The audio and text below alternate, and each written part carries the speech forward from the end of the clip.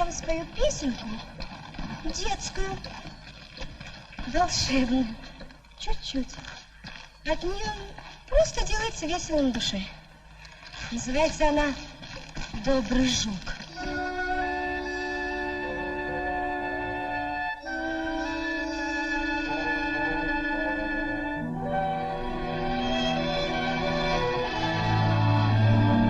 Встаньте, дети, встаньте в круг, встаньте в круг, встаньте в круг. Жил на свете добрый жук, старый общий друг. Никогда он не ворчал, не кричал, не пищал, только крыльями трещал, строго ссоры запрещал.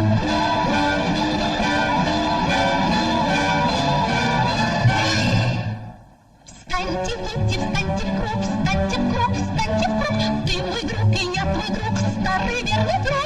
Мы любили мужика, старика, добряка. Очень уж душа легка, он мило весельчака.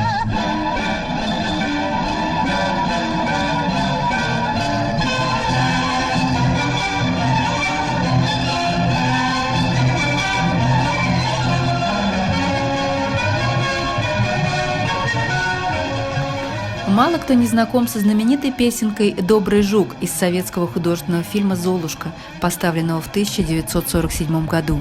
Сценарий написан драматургом Евгением Шварцем по мотивам одноименного произведения Шарля Перро. Музыку к сказке написал Антонио Спадавеккиа.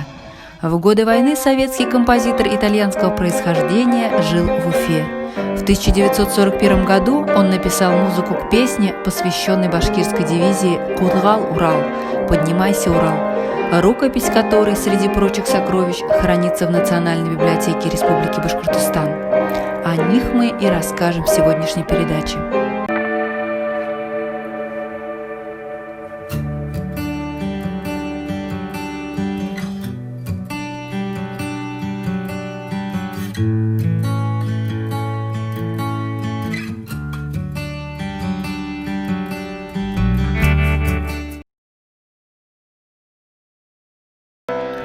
Антонио Эммануилович Спадавеккиа, советский композитор итальянского происхождения, народный артист РСФСР, заслуженный деятель искусств РСФСР.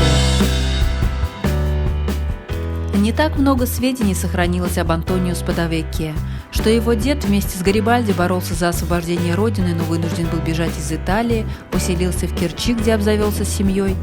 Отец Эммануэль был морским капитаном. Антонио родился на корабле неподалеку от Одессы, потому в паспорте местом рождения был указан именно этот приморский город. Мама была пианисткой. Что учился композитор в Московской консерватории по классу композиции у Виссариона Яковлевича Шабалина, выдающегося педагога, профессора.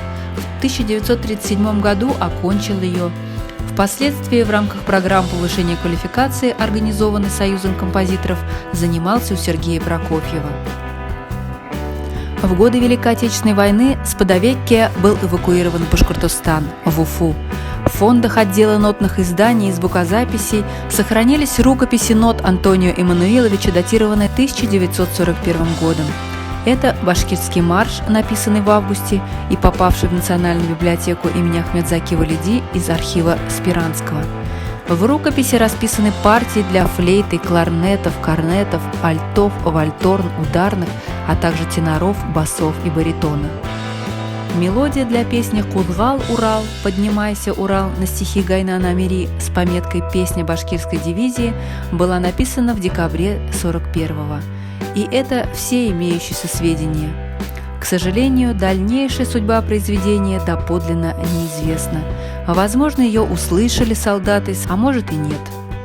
Мы воссоздали ее звучание для вас.